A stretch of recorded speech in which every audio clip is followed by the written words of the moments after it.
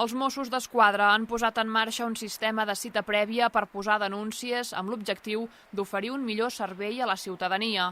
El pla s'implementa a totes les comissaries i permet una optimització del temps tant dels ciutadans que vulguin interposar una denúncia com de la pròpia comissaria, ja que podrà gestionar i redistribuir millor el volum de feina.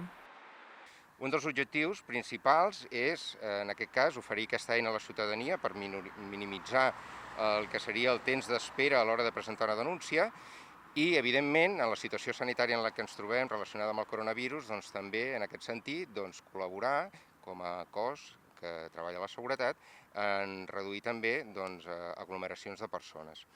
A partir d'aquí, és obligatori demanar cita prèvia? En un principi, no. La cita prèvia és només una opció i la cita prèvia és només, més que tot, per poder arribar a comissaria i, tal com deia abans, minimitzar el temps d'espera. És recomanable per aquest motiu.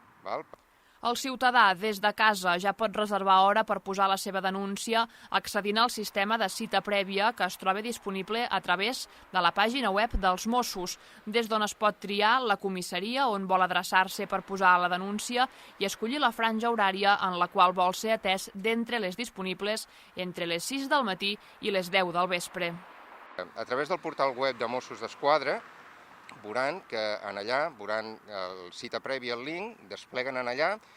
Torno a dir que és molt intuïtiu, els demanaran unes dades personals, nom, cognoms, DNI, quina comissaria es volen adreçar vostès a fer la denúncia, perquè en un principi es pot fer aquesta gestió a qualsevol comissaria del cos de Mossos. Nosaltres recomanem sempre que, sobretot, important, puguin fer la denúncia al lloc més proper del domicili, tot i que la podrien presentar a qualsevol comissaria. Allà també podran seleccionar. Hauran de seleccionar també el tipus de denúncia que volen posar, amb aquelles opcions que els he dit abans, el furt, robatori amb força, etc. I a partir d'aquí, la mateixa pàgina web ja els informarà de quina documentació han d'aportar en el moment que pugin a fer la denúncia. Això què vol dir?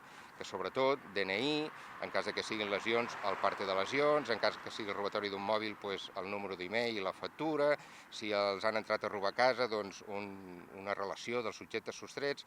Tota aquesta informació els hi aportarà la mateixa pàgina web. El sistema de cita prèvia està disponible per a aquells tràmits i denúncies més habituals. Així es pot reservar hora per tràmits administratius, com declaració de permís de viatge a l'estranger per a menors i per denunciar fets no penals com les pèrdues de documentació i o objectes. També es poden denunciar a través de cita prèvia fets penals que no requereixin una instrucció complexa, com ara robatoris amb força a habitatges i establiments, furts, robatoris a interiors de vehicles i danys lleus, a banda de robatoris amb violència i intimidació, lesions, amenaces, sostracció de vehicle i ocupació d'immobles.